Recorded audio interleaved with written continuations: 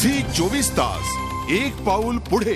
आणि आज दिवसभरामध्ये महाराष्ट्राचा कौल काय आहे ते आपण पाहूयात आणि आजचा प्रश्न काय होता तेही आपण पाहूयात। यूपीए पुन्हा सत्तेत येईल का या प्रश्नावरती आपण कौल विचारला होता महाराष्ट्राला। 12% होय आणि 88% लोक म्हणतात नाही।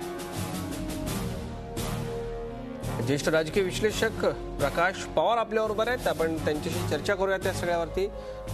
पवार सर, यूपीए सत्तेत येईल का? 4 वर्ष पूर्ण झाल्याबद्दल आम्ही प्रश्न विचारला होता। जनतेला महाराष्ट्रानं कौल दिलाय, आपण ऐकला हा कौल। 88% जनता महाराष्ट्रातली नाही म्हणते किंवा ज्यांनी मतदान केलंय त्यापैकी 88% लोक नाही म्हणतात।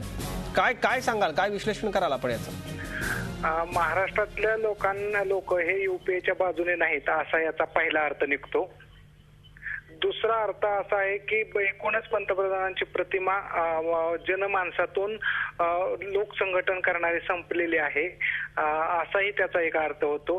परंतु राष्ट्रीय पातळीवरती कुठलाही दुसरा मोठा पर्याय उपलब्ध नसल्यामुळे निवडणुकीच्या काळापर्यंत पुन्हा कल बदलू शकतो आणि यूपीएला सत्तेत यायला जागा शिल्लक राहते। धन्यवाद पवार सर, आपण हे विश्लेषण केलं त्याबद्दल। तर निश्चित निवडणुकीपर्यंत कल आणखी बदलू शकतो असं म्हणतायत प्रकाश पवार। झी 24 तास एक पाऊल पुढे।